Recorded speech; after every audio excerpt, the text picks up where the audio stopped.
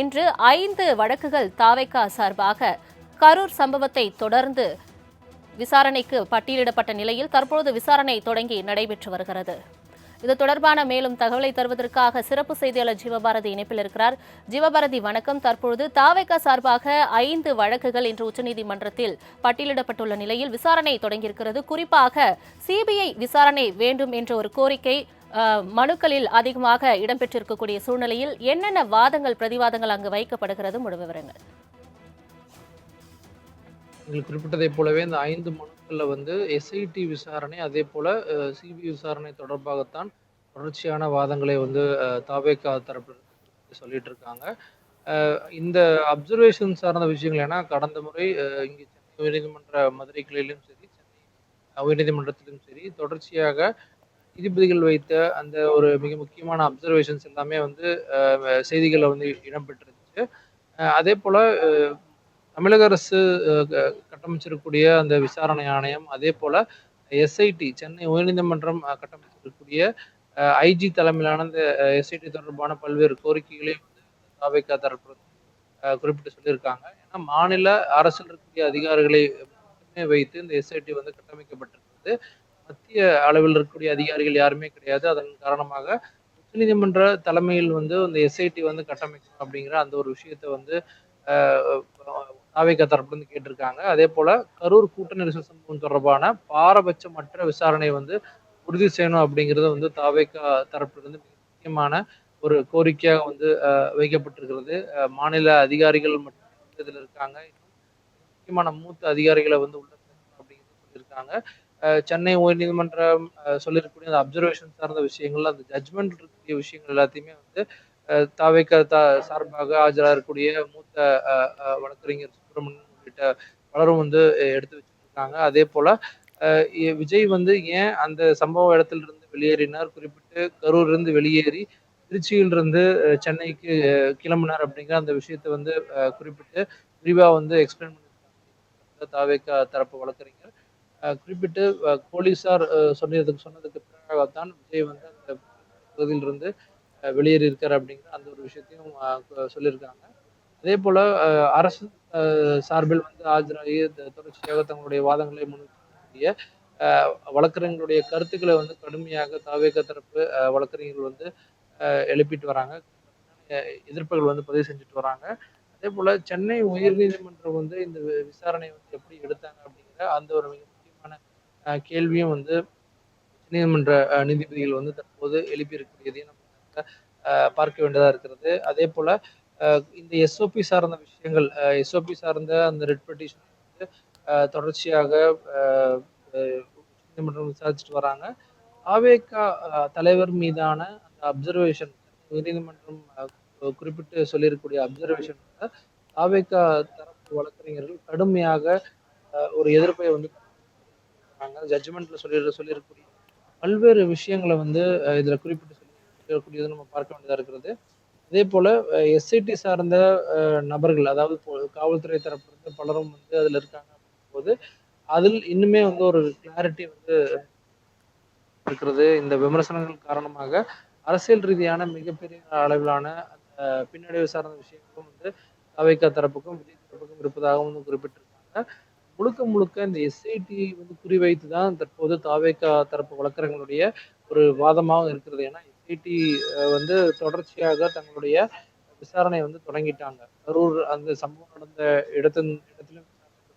அதே போல மாவட்ட செயலர் மதியழகனை தொடர்ச்சியாக 2 நாட்களுக்கு விசாரணைக்கு ஏற்று தொடர்ச்சியான அந்த விசாரணை நிலையில அதற்கு கடுமையான எதிர்ப்பு, உடனடியா அதுக்கு ஸ்டே வாங்கணும் அப்படிங்கிறது தான் அவங்களுடைய ஒரே நோக்கமாக. தங்களின் முழு விவரங்களுக்கு நன்றி ஜீவபாரதி. உச்சநீதிமன்றத்தில் தற்பொழுது தாவேகா குறித்த வாதம் தொடங்கியிருக்கிறது. தொடர்பான மேலும் தகவலை தருவதற்காக செய்தியாளர் கிருஷ்ணமூர்த்தி இணைப்பில் இருக்கிறார். கிருஷ்ணமூர்த்தி வணக்கம். தற்பொழுது தாவேகா சார்பாக உச்சநீதிமன்றத்தில் 5 மனுக்கள் இன்று விசாரணைக்கு தொடங்கி நடைபெற்று வரக்கூடிய சூழ்நிலையில் வாதங்கள் தாவேகா சார்பாக முன்வைக்கப்படுகிறது. அரசு தரப்பு வாதங்களுக்கு எதிர்ப்பு தெரிவித்து அங்கு வாதங்கள் பிரதிவாதங்கள் முன்வைக்கப்படுகிறது. அரசு தரப்பு என்னென்ன விளக்கங்கள் அதுக்கு அளிக்கப்படுகிறது? முழு விவரங்கள். வணக்கம். கரூர் கூட்ட நெரிசலில் சிக்கி 41 பேர் உயிரிழந்த சம்பவம் தொடர்பாக உச்சநீதிமன்றத்தில் இன்று தினம் விசாரணைக்காக எடுத்துக் கொள்ளப்பட்டுள்ளது. தாவேகா தாக்கல் செய்த இந்த மேல்முறையீட்டு மனுவானது அவருடைய மனுவோட சேர்ந்து 5 வழக்குகள் இந்த விசாரணையாக எடுத்துக்கொள்ளப்பட்டது. கரூர் பரப்புரையின் போது சமூக விரோதிகள் கூடுவது பற்றி விசாரணை நடத்த வேண்டும் என்றும் அது கோரிக்கையாக வைக்கப்பட்டிருந்தது. இந்த விஜய்க்கு உள்ள தலைமை பண்பு பற்றி ஏற்கனவே விமர்சனம் செய்த உயர்நீதிமன்ற நீதிபதிகள் அந்த கருத்துக்களை நீக்க வேண்டும் என்றும் தாவேகா சார்பில் இந்த கோரிக்கையானது வைக்கப்பட்டிருக்கிறது. இந்த தொடர்பான வழக்குகள் விசாரணைக்கு எடுத்துக் கொள்ளப்பட்ட போது கரூர் கூட்ட நெரிசல் தொடர்பான வழக்கை உயர்நீதிமன்ற மதுரை அமர்வுக்கு பதில் சென்னை உயர்நீதிமன்றம் விசாரித்தது ஏன் என்று முதலில் உச்சநீதிமன்றம் ஒரு கேள்வியை முன்வைத்திருக்கிறது. உயர்நீதிமன்ற மதுரை அமர்வு வரம்பிற்குள் வரக்கூடிய கரூர் கூட்ட நெரிசல் வழக்கை சென்னை உயர்நீதிமன்றம் எப்படி விசாரிக்கலாம் என்று உச்சநீதிமன்ற நீதிபதிகள் கேள்வி எழுப்பியிருக்கிறார்கள். மேலும் விஜயின் தலைமை பண்பு குறித்து உயர்நீதிமன்றம் கருத்து தெரிவிக்க எதிர்ப்பு தெரிவித்த நிலையில் தாவேகா தலைவர் விஜய் தப்பி ஓடவில்லை என்றும் கரூர் பரப்புரையை முடித்துவிட்டுதான் தாவேகா தலைவர் விஜய் அங்கிருந்து சென்றார் என்று தெரிவிக்கப்பட்டிருந்தது. கரூர் கூட்ட நெரிசலில் இந்த தொடர்பான இந்த வழக்கில் மூத்த வழக்கறிஞர்களாக கோபால் சுப்பிரமணியன் மற்றும் ஆரியமா சுந்தரம் ஆகியோர் தாவேகா தரப்பில் ஆஜராகி தனது வாதங்களை முன்வைத்து வருகிறார்கள். குறிப்பாக ரோட் ஷோ தொடர்பான இந்த மனுவை முதலாவது கேட்டபடியாக கருத்துக்களை தாவேகா தரப்பு கருத்துக்களை கேட்காமல் SIT அமைத்து உத்தரவிட்டதாகவும் தாவேகா தரப்பில் வாதங்கள் வைக்கப்பட்டிருக்கிறது. ரிட் மனுவாக எப்படி பதிவு செய்யப்பட்ட இந்த வழக்கை சென்னை உயர்நீதிமன்றம் விசாரித்தது என்ற ஒரு கேள்வியை தொடர்ந்து முன்வைத்திருக்கிறார்கள். கரூர் விவகாரத்தை ஏற்கனவே மதுரை கிளை விசாரித்த போது சென்னை உயர்நீதிமன்றம் எப்படி விசாரித்தது என்பதை புரிந்து கொள்ள முயல்கிறோம் என்றும் அது குறித்து தெளிவான வாதங்களை வைக்குமாறு நீதிபதிகள் முன்வைத்தார்கள். கரூர் கூட்ட நெரிசல் விவகாரத்தை மதுரை கிளை மட்டுமே விசாரித்திருக்க வேண்டும் என்று தாவேகா தரப்பில் வாதங்கள் வைக்கப்பட்டது. சென்னை உயர்நீதிமன்றத்தில் நடைபெற்ற விசாரணையையும் உத்தரவையும் தாவேகா தரப்பில் தொடர்ந்து நீதிபதிகள் முன்பாக வாசித்து காட்டப்பட்டது. தாவேகா தரப்பு வாதங்களை கேட்டறியாமல் கடுமையான பல்வேறு கருத்துக்களை சென்னை உயர்நீதிமன்றம் வெளியிட்டுள்ளதாகவும் தாவேகா தரப்பு கருத்துக்களை முன்வைக்க வாய்ப்பு அளிக்காமல் கரூரில் 41 பேர் பலியான இந்த வழக்கை விசாரிப்பதற்காக வடக்கு மண்டல IG அஸ்லாகாக் தலைமையில் நாமக்கல் போலீஸ் சூப்பரண்ட் அடங்கிய சிறப்பு புலனாய்வு குழுவை நியமித்து உத்தரவிட்டுள்ளதை நியாயமான விசாரணை இயற்கை நீதி கோட்பாடுக்கு முரணானது என்று தாவேகா தரப்பில் வாதங்களானது வைக்கப்பட்டுள்ளது.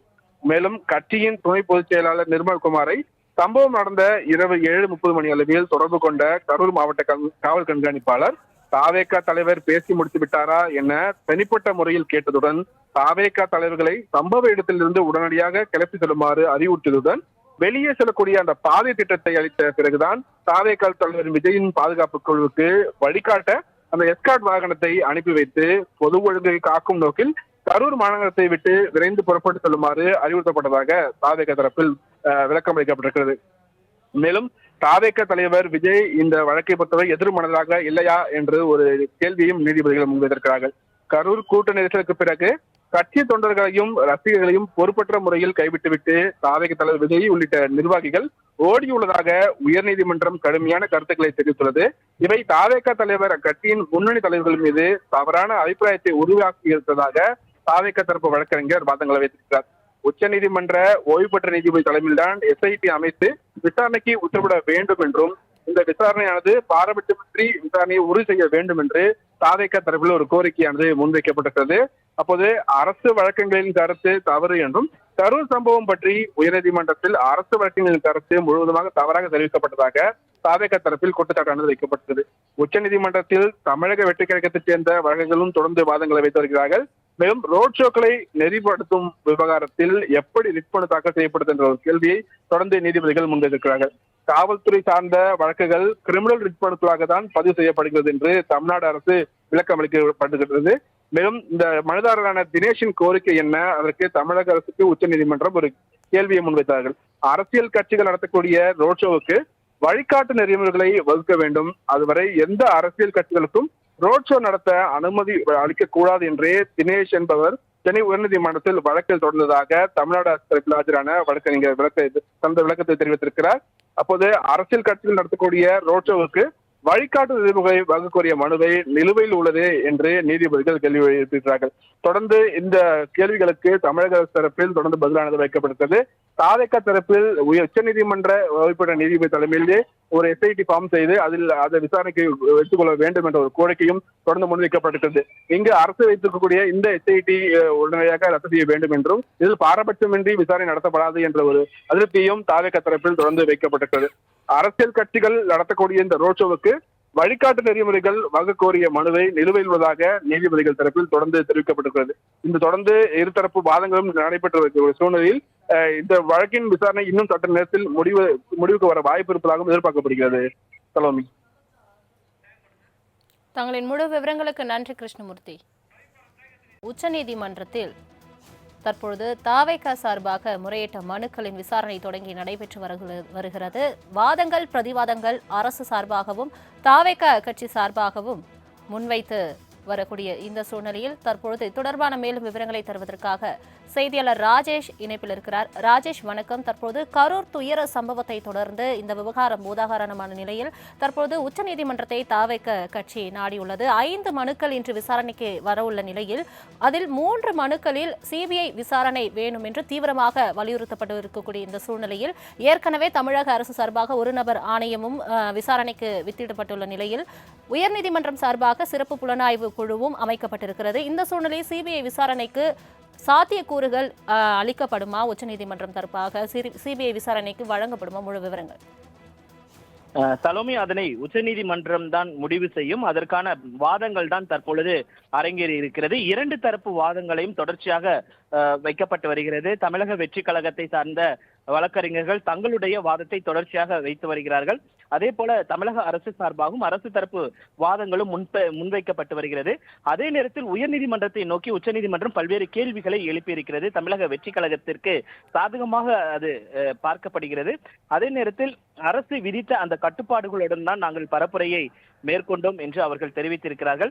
விஜயினுடைய அந்த தலைமை பண்பு குறித்து உயர்நீதிமன்றம் தெரிவித்திருந்த அந்த கருத்து என்பது ஏற்புடையதாக இல்லை. அதற்கு தமிழக வெற்றி கழகத்தை சேர்ந்த வழக்கறிஞர்கள் கடுமையான எதிர்ப்பை தெரிவித்திருக்கிறார்கள். அதே போல தமிழக வெற்றி கழகத்தினுடைய தலைவர் எங்கேயும் தப்பி ஓடவில்லை. கரூர் பரப்புரையை முடித்துவிட்டு தாவேகா தலைவர் விஜய் அவர்கள் தப்பி ஓடவில்லை. அரசு தரப்பு வழக்கறிஞர்கள் இந்த குற்றச்சாட்டை முன்வைத்திருந்தார்கள். உயர்நீதிமன்றமும் இதை சுட்டிக்காட்டியிருந்தது. இதற்குத்தான் தமிழக வெற்றி கழகத்தினுடைய தரப்பு கடுமையான எதிர்வினையை ஆற்றியிருக்கிறார்கள். நாங்கள் எங்கும் தப்பி ஓடவில்லை. காவல்துறையினர் அறிவுறுத்தல்படியே விஜய் கூட்டத்தை விட்டு வெளியேறினார் என்றும் அது விஜயினுடைய மனுதாரர் தரப்பு அல்ல என்றும் அவர்கள் குறிப்பிட்டிருக்கிறார்கள். அதே போல விஜய்க்கு காவல்துறையினர் அறிவுறுத்தியதால் தான் இந்த மாதிரியான ஒரு நடவடிக்கை என்பது மேற்கொள்ளப்பட்டதாகவும் உயிரிழப்பு சம்பவத்தை தொடர்ந்து விஜய் அங்கிருந்து செல்லுமாறு அறிவுறுத்தியது போலீசார் தான் என்று தமிழக வெற்றி கழகத்தை சேர்ந்த நிர்வாகிகள் உச்சநீதிமன்றத்தில் தெரிவித்திருக்கிறார்கள். கரூர் சம்பவம் பற்றி உயர்நீதிமன்றத்தில் அரசு தரப்பு வழக்கறிஞர்களுடைய கருத்து தவறான கருத்து என்பதையும் அவர்கள் சுட்டிக்காட்டியிருக்கிறார்கள். அதே போல உயர்நீதிமன்ற விசாரணையின் போது தங்கள் தரப்பு வாதத்தை நீதிபதிகள் கேட்கவில்லை. உயர்நீதிமன்றத்தின் கருத்து அரசியல் ரீதியாக பாதிப்பை ஏற்படுத்துவது போல உள்ளது என்றும் அவர்கள் வாதத்தில் முன்வைத்திருக்கிறார்கள். அதே போல தாவேகாவிற்கு மிகப்பெரிய ஒரு பின்னடைவை அது ஏற்படுத்தும் என்றும் விஜய்க்கு தலைமை பண்பு இல்லை என்று நீதிபதி கூறியது தமிழக வெற்றி கழகத்திற்கு மிகப்பெரிய ஒரு பின்னடைவை ஏற்படுத்தும். உயர்நீதிமன்ற கருத்தால் அரசியல் ரீதியான பின்னடைவை நாங்கள் சந்தித்திருக்கிறோம் என்று தமிழக வெற்றி கழகத்தின் சார்பாக முறையிடப்பட்டிருக்கிறது. அதே போல எஸ்ஐடியால் உயர்நீதிமன்ற அமைத்திருக்கக்கூடிய அந்த சிறப்பு புலனாய்வு குழுவால் எந்த விதமான உண்மையும் வெளிவராது, மாநில அரசின் எஸ்ஐடி விசாரணையால் எந்தவித உண்மையும் வெளிவராது என்று தமிழக வெற்றி கழகத்தின் தரப்பு தெரிவித்திருக்கிறார்கள். அதே போல உயர்நீதிமன்றத்திற்கு பல்வேறு கேள்விகளை உச்சநீதிமன்றம் எழுப்பியிருக்கிறது. தேர்தல் பரப்புரை வழிகாட்டு நெறிமுறை வழக்கு என்பது குற்ற வழக்காக பதிவு செய்யப்பட்டது எப்படி என்ற கேள்வியை அவர்கள் எழுப்பியிருக்கிறார்கள். வழிகாட்டு நெறிமுறைகளை வகுக்க கோரிய வழக்கு நிலுவையில் உள்ளது என்று தமிழக அரசு சார்பாக தெரிவித்திருந்தாலும் வழக்கு நிலுவையில் உள்ள போது மற்ற மனுக்களின் உயர்நீதிமன்றம் உத்தரவிட்டது எப்படி என்று உச்சநீதிமன்ற நீதிபதிகள் உயர்நீதிமன்றத்திற்கு சரமாரியான கேள்விகளை எழுப்பியிருக்கிறார்கள். தங்களின் முழு விவரங்களுக்கு நன்றி ராஜேஷ். கரூர் துயர சம்பவம் பூதாகரமான நிலையில் தற்பொழுது இந்த விவகாரம் தொடர்பாக தாவேக கட்சி உச்சநீதிமன்றத்தை நாடியிருக்கிறது. இன்று தாவேக கட்சி சார்பாக 5 மனுக்களின் விசாரணை தற்பொழுது அங்கு தொடங்கி நடைபெற்று வரக்கூடிய சூழ்நிலையில் தாவேக கட்சி சார்பாக வாதங்கள் முன்வைக்கப்பட்டு வருகிறது. அரசு தரப்பும் பிரதிவாதங்களை முன்வைத்து விளக்கங்களும் அங்கு அளிக்கப்பட்டு வருகிறது. நீதிமன்றமும் பல்வேறு கேள்விகளை முன்வைத்து வருகிறது. 41 பேர் உயிரிழந்த விவகாரத்தில் தாவேக தலைவர் விஜய் இன்னும் கரூருக்கு செல்லவில்லை என்றும் அரசு தரப்பு அங்கு ஒரு குற்றச்சாட்டை முன்வைக்கிறது. பாதிக்கப்பட்ட மக்களை இன்னும் விஜய் பார்க்கவில்லை என அரசு தரப்பு அங்கு வாதங்களை முன்வைக்கக்கூடிய நிலையில் உச்சநீதிமன்ற நீதிபதிகளும் உயர்நீதிமன்றத்திற்கு பல்வேறு கேள்விகளை முன்வைத்து வருகின்றனர். இது தொடர்பான மேலும் விவரங்களை தருவதற்காக சிறப்பு செய்தியாளர் ஜீவபாரதி இணைப்பில் இருக்கிறார். ஜீவபாரதி வணக்கம். தற்பொழுது கரூர் விவகாரம் தற்பொழுது தாவேக கட்சி சார்பாக உச்சநீதிமன்றத்தை நாடியுள்ள நிலையில் அங்கு வாதங்கள் பிரதிவாதங்கள் தீவிரமாக நடைபெற்று வரக்கூடிய சூழ்நிலையில் உச்சநீதிமன்ற நீதிபதிகள் பல்வேறு கேள்விகளை உயர்நீதிமன்றத்திற்கு முன்வைத்திருக்கின்றனர். என்னென்ன கேள்விகள் அவர்கள் முன்வைக்கிறார்கள்? முழு விவரங்கள். குறிப்பிட்டு இந்த ரிட் மனு வந்து எப்படி தாக்கல் செய்யப்பட்டுச்சு அப்படிங்கிற அந்த விஷயத்தையும் வந்து குறிப்பிட்டு திரும்ப நீதிபதிகள் வந்து கேட்குறாங்க. இது வந்து இந்த எஸ்ஓபி சார்ந்த வழக்குகள் அப்படின்னு சொல்லும்போது தொடர்ச்சியாக ஏன் வந்து இந்த கிரிமினல் சார்ந்த விஷயங்கள் வந்து பதிவு செய்யப்பட்டுச்சு அப்படிங்கிற விஷயம் எல்லாமே வந்து தொடர்ச்சியாக வந்து நீதிபதிகள் தரப்பு வந்து இந்த விசாரணையின் போது கேள்விகளாக வந்து ஏற்பட்டே வந்திருக்கிறது. அரசு தரப்பில் இருந்த வாதம் வந்து தொடர்ச்சியான நீதிபதிகளுடைய கேள்விகளுக்கான பதிலாகவும் தொடர்ச்சியான இந்த ஒரு வாதங்களாக வந்து முன்வைக்கப்பட்டு வந்திருக்கிறது. இந்த 5 வழக்குகள்ல வந்து எஸ்ஐடி தொடர்பான விஷயங்கள் தான் வந்து திரும்ப திரும்ப நீதிபதிகள் தரப்பிலிருந்து கேள்விகளானது வந்து எழுப்பப்பட்டிருக்கிறது. தமிழக அரசு சார்பில் ஆஜராகக்கூடிய வழக்கறிஞர்கள் குறிப்பிட்ட ஒரு விஷயத்த சொல்றாங்க. தாவேகா தரப்புல இருந்தோ அல்லது அவங்களுடைய தலைவர் தரப்புல இருந்தோ வந்து இந்த 41 பேர் உயிரிழந்திருக்கக்கூடிய குடும்பத்தினர் வந்து நேரடியாக சென்று சந்திக்கவில்லை அப்படிங்கிற அந்த ஒரு வாதத்தையும் வந்து நீதிபதிகள் முன்பு தொடர்ச்சியாக தமிழக அரசு சார்பில் ஆஜராகக்கூடிய மூத்த வழக்கறிஞர்கள் வந்து குறிப்பிட்டிருக்காங்க. வழக்குகள் வந்து நிலுவையில் இருக்கும்போது கிரிமினல் வழக்காக எப்படி வந்து பட்டியலிடப்பட்டுச்சு, அதாவது எஸ்ஓபி சார்ந்த வழக்குகள் வந்து நிலுவையில் இருக்கக்கூடிய காலகட்டங்களில் எப்படி கிரிமினல் வழக்காக பதிவு செய்யப்பட்டு அது விசாரணைக்கு எடுத்துக்கொள்ளப்பட்டது அப்படிங்கிற அந்த ஒரு கேள்வியும் வந்து உச்சநீதிமன்ற நீதிபதிகள் வந்து குறிப்பிட்டிருக்காங்க. அதுக்கு விளக்கமானது வந்து என்ன வந்து தரப்பட்டுச்சுன்னா தமிழக சார்பாக ரிஜிஸ்டர் தரப்புலே வந்து இந்த கிரிமினல் வழக்காக தான் வந்து பதிவு செஞ்சிருக்காங்க. ஏன்னா 41 பேர் உயிரிழந்திருக்காங்க அப்படிங்கிறது இது கிரிமினல் வழக்காக தான் பதிவு செய்யப்பட்டு அதன் பிறகான விசாரணைக்கு எடுத்துக்கொள்ளப்பட்டிருக்கு அப்படிங்கிற அந்த ஒரு விஷயத்தையும் வந்து தமிழக அரசு சார்பாக ஒரு மிக முக்கியமான விளக்கமாக வந்து குறிப்பிடப்பட்டிருக்கு. அரசு தரப்பிலாக ஆஜரான வழக்கறிஞர்கள் விஜய் வந்து கரூர் சென்றாரா இல்லையா அப்படிங்கிற அந்த ஒரு விஷயத்தை வந்து குறிப்பிட்டு சொல்லவும் நீதிபதிகள் தரப்பு விஜய் கரூர் சென்றாரா இல்லையா அப்படிங்கிறதுக்கும் இந்த விசாரணைக்கும் எந்த விதமான ஒரு தொடர்பும் இல்லை அப்படிங்கிறதையும் குறிப்பிட்டிருக்காங்க. அதே போல ஒரே நாளில் இருவேறு உத்தரவுகள் வந்து பிறப்பிக்கப்பட்டதா, இது என்ன மாதிரியான நடைமுறை? ஏன்னா சென்னை உயர்நீதிமன்றத்தில் ஒரு வழக்கு விசாரணைக்கு வருது, அதே போல மதுரை உயர்நீதிமன்ற கிளையில வந்து ஒரு விசாரணை வருது அப்படிங்கும்போது ஒரே நாளில் 2 உத்தரவுகளை வந்து எப்படி பிறப்பிக்க முடியும்? இது எந்த மாதிரியான நடைமுறை அப்படிங்கிற அந்த ஒரு விஷயத்தையும் வந்து நீதிபதிகள் கேட்டிருக்காங்க. மதுரை மற்றும் சென்னை உயர்நீதிமன்ற வந்து ஒரே காலகட்டங்களில் 2 விஷயங்களை வந்து எப்படி பிறப்பித்தனர் அப்படிங்கிற அந்த விஷயத்தையும் கேட்டிருக்காங்க. சென்னை ஹைகோர்ட் வந்து தாமாக முன் வந்து வழக்கு பதிவு செய்து எப்படி வந்து ஒரு எஸ்ஐடி வந்து உத்தரவாக வந்து பிறப்பிக்க முடியும் அப்படிங்கிற அந்த ஒரு விஷயத்தையும் வந்து உச்சநீதிமன்ற நீதிபதிகள் வந்து மிக முக்கியமான கேள்விகள்லாம் வந்து எழுப்பியிருக்காங்க. இந்த வழக்குடைய தொடக்கத்திலிருந்து தாவேகா தரப்பு வழக்கறிஞர்கள் வந்து விஜய் மீதான நீதிபதிகளுடைய இந்த அப்சர்வேஷன் வந்து கடுமையாக விமர்சனமும் அதே போல ஒரு ஒரு வளர்ந்து வரக்கூடிய கட்சியின் மீதான விமர்சனமாகத்தான் நாங்கள் வந்து இது பார்க்க வேண்டியதாக இருக்கிறது. விஜய் சொல்லியதற்கு பிறகுதான் விஜய் வந்து காவல்துறை சொல்லியிருக்க பிறகுதான் அந்த குறிப்பிட்ட இடத்திலிருந்து வெளியேறி இருக்காரு அப்படிங்கிறது அழுத்தமாக தொடர்ந்து வந்து பதிவு பண்ணிட்டே வந்திருக்காங்க. அதே போல தமிழக அரசு சார்பில் ஆஜராகக்கூடிய வழக்கறிஞர்கள் தொடர்ச்சியாக தமிழக அரசு சார்பில், அதாவது தாவேகா சார்பில் என்ன மாதிரியான விமர்சனங்கள், என்ன மாதிரியான விஷயங்கள் பதிவு செய்யப்பட்டு வந்திருக்கிறதோ அதற்கு எதிரான தங்களுடைய தரப்பு வாதங்களை வந்து தொடர்ச்சியாக முன்வச்சுட்டே வந்திருக்காங்க.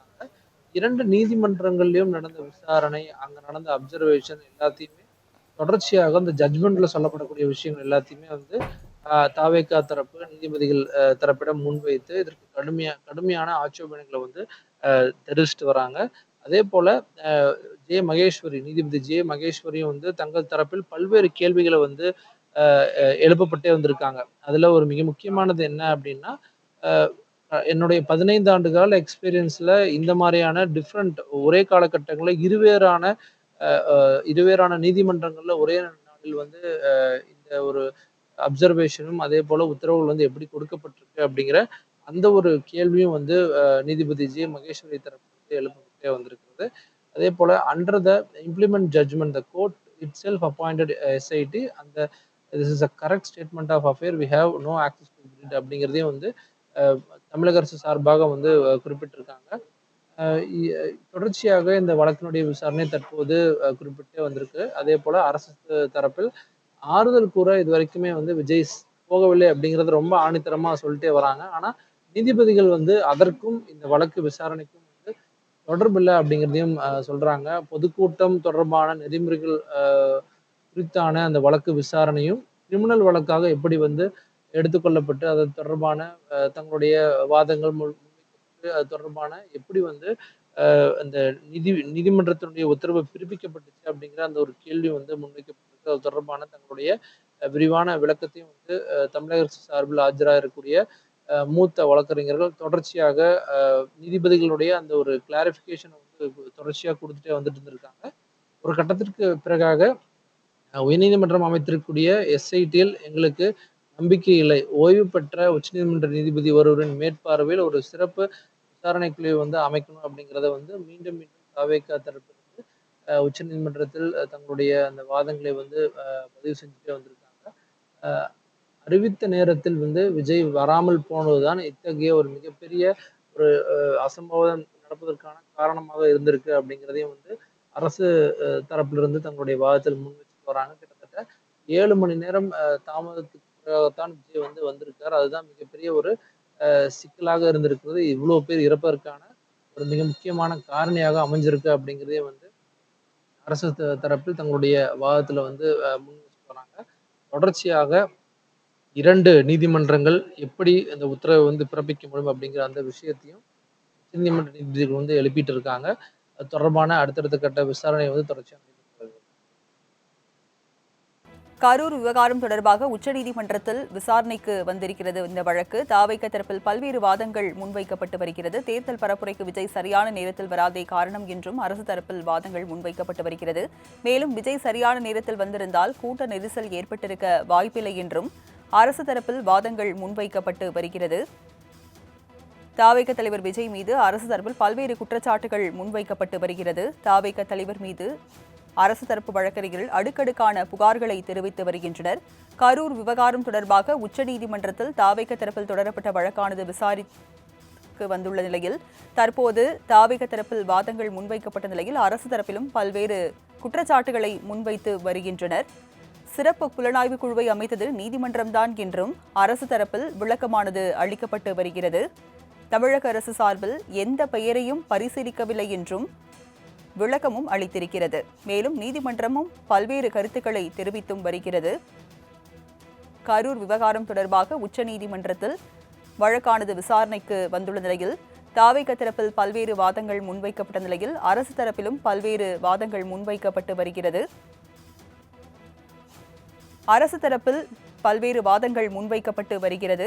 மேலும் கரூரில் கூட்ட நெரிசல் ஏற்பட்ட பின்பு விஜய் தப்பியோடியதாக அரசு தரப்பு விளக்கமளித்திருந்த நிலையில் தாவேகா தரப்பில் தற்போது அதற்கு விளக்கமும் அளிக்கப்பட்டிருக்கிறது. விஜய் எங்கு சென்றால் என்ன என்றும் உச்சநீதிமன்றம் கேள்வி எழுப்பியிருக்கிறது. சம்பவ இடத்திற்கு விஜய் வந்தாரா இல்லையா என்பது தொடர்பில்லாதது என்றும் உச்சநீதிமன்றம் தரப்பில் தெரிவிக்கப்பட்டும் இருக்கிறது. அதனை அண்மை செய்தியாக பார்த்து கொண்டிருக்கிறோம். பாதிக்கப்பட்டவர்களை நேரில் சந்திக்க விஜய் வரவில்லை என்கிற அரசு தரப்பு வாதம் தேவையில்லாதது என உச்சநீதிமன்ற தரப்பில் தெரிவிக்கப்பட்டிருக்கிறது. கரூர் விவகாரம் தொடர்பாக உச்சநீதிமன்றம் பல்வேறு கருத்துக்களை தெரிவித்து வருகிறது. அரசு தரப்பில் பல்வேறு வாதங்கள் முன்வைக்கப்பட்டுள்ள நிலையில் நீதிபதிகள் பல்வேறு கருத்துக்களை தெரிவித்து வருகின்றனர். உச்சநீதிமன்றத்தின் ஓய்வு பெற்ற நீதிபதி விசாரிக்குமாறு தாவேகா தரப்பில் கோரிக்கையானது முன்வைக்கப்பட்டிருக்கிறது. தாவேகா தலைவர் விஜயை உயர்நீதிமன்றம் எப்படி விமர்சிக்கலாம் என்றும் தாவேகா தரப்பில் தெரிவிக்கப்பட்டிருக்கிறது. விவரங்களை செய்தியாளர் மதிவாணன் வழங்க கேட்கலாம். மதிவாணன், இந்த வழக்கில் தாவேகா தரப்பிலும் சரி அரசு தரப்பிலும் சரி பல்வேறு வாதங்கள் முன்வைக்கப்பட்டிருக்கிறது. விவரங்களை பதிவு பண்ணுங்க. வணக்கம் ராஜலட்சுமி. கரூர் 41 பேர் உயிரிழந்த சம்பவமானது உலகத்தில் இருக்கக்கூடிய அனைத்து மனிதர்களிடையே மிகப்பெரிய ஒரு தர்ம சங்கடமான வருத்தமான சூழ்நிலையில ஏற்படுத்தி இருந்தது. இதனை அடுத்துத்தான் இந்த வழக்கானது சென்னை உயர்நீதிமன்றம் மற்றும் அதே சமயம் மதுரை உயர்நீதிமன்ற மதுரை கிளையிலும் இந்த வழக்கானது தொடர்ந்து நடைபெற்று வந்தது. அப்பொழுது பல்வேறு வாதங்கள் முன்னெடுத்து செய்யப்பட்டது. அதனுடைய அடிப்படையில் உச்ச நீதிமன்றத்தில் தமிழக வெற்றி கழகத்தின் மீதான வழக்கு விசாரணை என்பது தொடங்கி இருந்தது. விஜய் தலைமை பண்பு குறித்த உயர்நீதிமன்ற கருத்துக்கு தமிழக வெற்றி கழகத்தின் தரப்பு கடுமையான தங்களது எதிர்ப்புகளை தெரிவித்திருக்கின்றனர். உயர்நீதிமன்ற நீதிபதியின் கருத்துக்களை சுட்டிக்காட்டி தமிழக வெற்றி கழக தரப்பு வழக்கறிஞர்கள் தற்சமயம் வாதங்களை மேற்கொண்டு வருகின்றனர். அரசு விதித்த கட்டுப்பாடுகளுடன் தான் தமிழக வெற்றி கழகம் பரபரப்பை நடத்தப்பட்டது என்று சொல்லியிருக்கிறார்கள். தமிழக வெற்றி கழக தலைவர் விஜய் தப்பி ஓடவில்லை என்ற குற்றச்சாட்டானதை மறுத்திருக்கிறார்கள் அனைத்து கட்சி தலைவர்களும். அதே சமயம் தொண்டர்கள் உட்பட விஜய் தப்பி ஓடியிருக்கிறார், இது நியாயமற்ற செயல் என்றெல்லாம் வாதிட்டு வரக்கூடிய ஒரு சூழ்நிலையில் தற்சமயம் அவர்களுடைய வழக்கறிஞர்கள் ஒரு முக்கியமான தகவலை தெரிவித்திருக்கின்றனர். உச்ச நீதிமன்றத்தில் தமிழக வெற்றி கழகத்தினுடைய தலைவர் விஜய் எங்கும் தப்பி ஓடவில்லை, கரூர் பரப்புரையை முடித்துவிட்டு தமிழக வெற்றி தலைவர் விஜய் தப்பி ஓடவில்லை. அரசு தரப்பு வழக்கறிஞரின் குற்றச்சாட்டுக்கு தமிழக வெற்றி கழகத்தின் தரப்பு வழக்கறிஞர்கள் கடுமையான வாதங்களை நீதிபதியின் முன்பாக முன்வைத்திருக்கின்றனர். காவல்துறையினரின் அறிவுறுத்தல் படிதான் விஜய் கூட்டத்தை விட்டு வெளியேறினார் என்று சொல்லியிருக்கிறார்கள். இப்பொழுதுதான் ஒரு முக்கியமான தகவலை அங்கே இருக்கக்கூடிய வழக்கறிஞர்கள் தெரிவித்திருக்கிறார்கள். கூட்டம் அளவுக்கு அதிகமாக இருக்கிறது, உயிர் பலி ஏற்பட்டிருக்கிறது, அதே காரணத்தினால் நீங்கள் வெளியேறுங்கள் என்று சொன்னதனுடைய அடிப்படையில் தான் அவர் வெளியேறினாரே தவிர எந்தவித அச்ச மனப்பான்மையின் காரணமாக அவர் வெளியேறவில்லை. விஜய் மனுதாரரும் அல்ல என்ற தரப்பினை தெரிவித்திருக்கிறார்கள். கரூர் சம்பவத்தில் விஜய் மனுதாரர் அல்ல என தமிழக வெற்றி கழகமானது தற்சமயம் வாதங்களை மேற்கொண்டு வருகிறது. விஜய்க்கு அறிவுறுத்திய போலீசார் தான், அதனுடைய அடிப்படையில் தான் அவர் அங்கிருந்து வெளியேறினார். உயிரிழப்பு சம்பவத்தை தொடர்ந்து விஜய் அங்கிருந்து செல்லுமாறு அறிவுறுத்தினர் போலீசார். அரசு வழக்கறிஞர்களின் கருத்துக்கள் என்பது முற்றிலும் தவறு. கரூர் சம்பவம் பற்றி உயர் நீதிமன்றத்தில் அரசு வழக்கறிஞர்களின் கருத்தும் தவறு என்று சொல்லப்பட்டிருக்கிறது. அதாவது கரூர் சம்பவம் பற்றி உயர் நீதிமன்றத்தில் சொன்ன அரசு வழக்கறிஞர்களுடைய கருத்தும் மிக தவறானது என்று தமிழக வெற்றி கழகத்தினுடைய வழக்கறிஞர்கள் வாதிட்டு வருகிறார்கள். உச்ச நீதிமன்றத்தில் தமிழக வெற்றி கழகத்தைச் சேர்ந்த வழக்கறிஞர்கள் தொடர்ந்து பல்வேறு வாதங்களை முன்வைத்து வருகின்றனர். அதே போல தமிழக தரப்பு வாதத்தை அவர்கள் கேட்கவில்லை என்ற குற்றச்சாட்டும் இருந்து கொண்டிருக்கிறது. உயர்நீதிமன்ற விசாரணையின் போது தங்கள் தரப்பு வாதத்தை நீதிபதிகள் கேட்கவில்லை என்று நீதிபதிகள் மீதே தமிழக வெற்றி கழகத்தினுடைய வழக்கறிஞர்கள் தற்சமயம் உச்ச நீதிமன்றத்தினுடைய நீதிபதிகள் முன்பாக அவர்கள் அந்த கோரிக்கை வைத்திருக்கின்றனர். உயர் நீதிமன்றத்தின் கருத்து அரசியல் ரீதியாக பாதிப்பு ஏற்படுத்துவது போல உள்ளதாக வாதம் தெரிவித்திருக்கின்றனர். உயர்நீதிமன்றத்தில் தலைமை பண்புக்கு தகுதியற்றவர் என்ற நீதிபதியினுடைய கருத்துக்குத்தான் தற்சமயம் முக்கியமான அந்த வாதங்களை முன்வைத்து வருகின்றனர். அதே போல தமிழக வெற்றி கழகத்துக்கு பின்னடைவு ஏற்படும் இதன் மூலமாக உயர்நீதிமன்ற கருத்தால் தமிழக வெற்றி கழகத்திற்கு அரசியல் ரீதியாக பின்னடைவு ஏற்பட்டிருக்கிறது எனவும் எஸ்ஐடி விசாரணையால் உண்மை வெளியே வராது, மாநில அரசின் எஸ்ஐடி விசாரணையால் தான் உண்மை வெளியே வராது என்று தெரிவித்திருக்கின்றனர். அதே போல உச்ச நீதிமன்றத்தில் தற்சமயம் இந்த விசாரணையானது மிக சூடு பிடித்திருக்கிறது என்று சொல்லலாம். கரூர் தமிழக வெற்றி கழக பரப்புரையின் போது கூட்ட நெரிசலில் சிக்கி 41 பேர் உயிரிழந்ததாக தொடர்பாக உச்ச நீதிமன்றத்தில் விசாரணை என்பது மேற்கொள்ளப்பட்டு வருகிறது. வழக்கறிஞர்களை பொறுத்தவரையில் அரசு வழக்கறிஞர்கள் என மாறி மாறி வாதங்களை முன்வைத்து வரக்கூடிய நிலை பார்க்க முடிகிறது. உயர் நீதிமன்றத்திற்கு உச்ச நீதிமன்றமானது சில கேள்விகளையும் எழுப்பி இருக்கிறது. தேர்தல் பரப்புரை வழிகாட்டு நெறிமுறை வழக்கு என்பது குற்ற வழக்காக பதிவு செய்யப்பட்டது எப்படி என்றும், கரூர் சம்பவம் குறித்த விசாரணையின் போது உயர் நீதிமன்றத்திற்கு உச்ச நீதிமன்றம் கேள்வி எழுப்பி இருக்கிறது. வழிகாட்டு நெறிமுறைகளை வகுக்க கோரி வழக்கு நிலுவையில் உள்ளதாக தமிழக அரசு விளக்கம் அளித்திருக்கிறது. வழக்கு நிலுவையில் உள்ள போது மற்ற மனுக்களில் உயர் நீதிமன்றம் உத்தரவிட்டது எப்படி என உச்ச நீதிமன்ற நீதிபதிகள் தங்களது கருத்துக்களை கேள்விகளாக கேட்டு வருகின்றனர். கிரிமினல் வழக்கு பதிவு செய்தது ஏன் என்ற ஒரு முக்கியமான கேள்வியை வைத்திருக்கிறார்கள். தேர்தல் பரப்புரையில் உயிரிழந்த சம்பவத்தில் கிரிமினல் வழக்கு பதிவு செய்தது ஏன் எனவும், ஒரே நாளில் இருவேறு உத்தரவு எப்படி, கரூர் விவகாரத்தில் உயர்நீதிமன்றத்தில் ஒரே நாளில் இருவேறு உத்தரவு பிறப்பிக்கப்பட்டது எப்படி எனவும், அதே போல சென்னை உயர்நீதிமன்றத்திற்கு உச்ச நீதிமன்ற நீதிபதிகள் கேள்விகளை எழுப்பியிருக்கின்றனர். கரூருக்கு இன்னும் விஜய் செல்லவில்லை. 41 பேர் உயிரிழந்த விவகாரத்தில் தமிழக வெற்றி கழகத்தின் தலைவர் விஜய் இன்னும் கரூருக்கு செல்லவில்லை என்று அரசு தரப்பு தெரிவிக்கிறது. பாதிக்கப்பட்ட மக்களை இன்னும் விஜய் பார்க்கவில்லை என தமிழக அரசின் சார்பாக வாதங்களை முன்வைத்து வருகின்றனர்.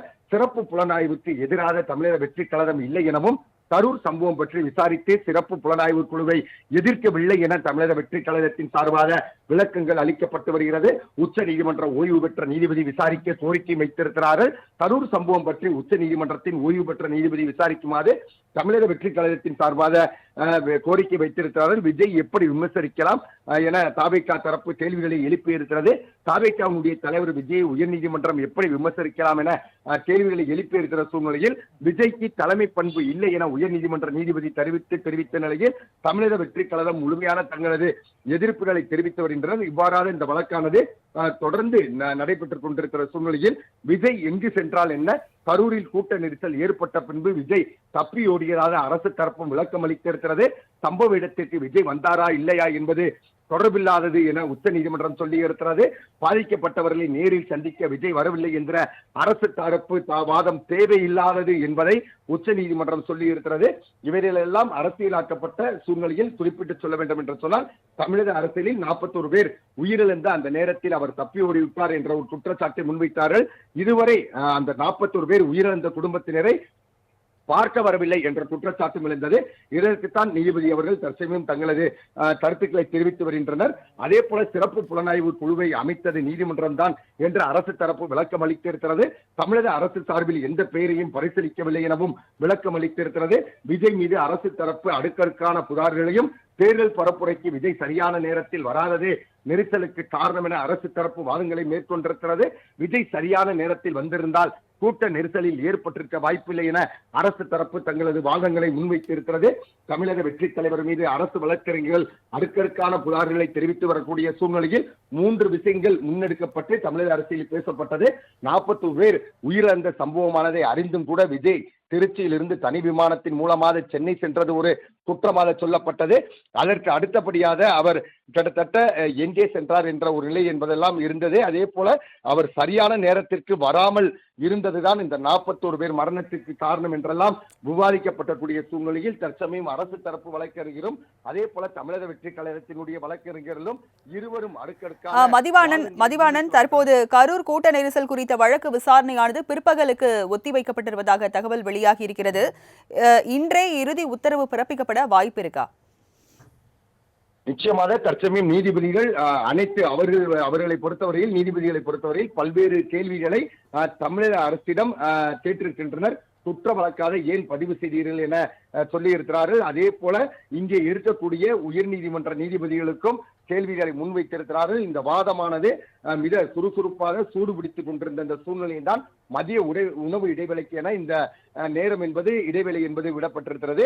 நிச்சயமாக இன்றைய பொழுதே இந்த வழக்குக்கு ஒரு தீர்ப்பு வரும் என எதிர்பார்க்கப்படுகிறது. ஏனென்றால் இது தமிழகத்தை உலுக்கி இருக்கிற ஒரு முக்கியமான வழக்காக பார்க்கப்படுகிறது. அதே போல தற்சமயம் தமிழகத்தில் வளர்ந்து வரக்கூடிய ஒரு முக்கிய தலைவராக இருக்கிற காரணத்தினால் புஷி ஆனந்த் உள்ளிட்டோருக்கெல்லாம் ஜாமீன் வழங்க முடியுமா என்ற விசாரணை எல்லாம் தொடங்கி இருக்கிறது. இருதரப்பு வாதங்களையும் உற்று நோக்கி இருக்கிறார் நீதிபதிகளை பொறுத்தவரையில்.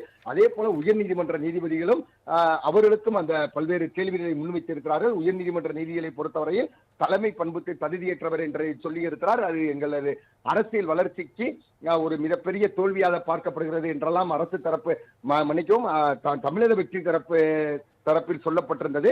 இந்த வழக்கு சற்று நிமிடத்திற்கு ஒத்தி வைக்கப்பட்டிருப்பினும் கூட நிச்சயமாக 3 மணியிலிருந்து 3:30 மணிக்குள் இதுக்குள் ஒரு தீர்ப்பு வரும் தான் என எதிர்பார்க்கலாம். நிச்சயமாக ராஜலட்சுமி. கரூர் கூட்ட நெரிசல் குறித்த வழக்கு விசாரணையானது உச்சநீதிமன்றத்தில் நடைபெற்று வந்த நிலையில் அரசு தரப்பிலும் தாவேக தரப்பிலும் பல்வேறு வாதங்கள் முன்வைக்கப்பட்டது. இந்நிலையில் நீதிபதிகளும் பல்வேறு கருத்துக்களை தெரிவித்திருந்த நிலையில் விசாரணை பிற்பகலுக்கு ஒத்திவைக்கப்பட்டிருக்கிறது. விவரங்களை வழங்கியதற்கு நன்றி மதிவாணன்.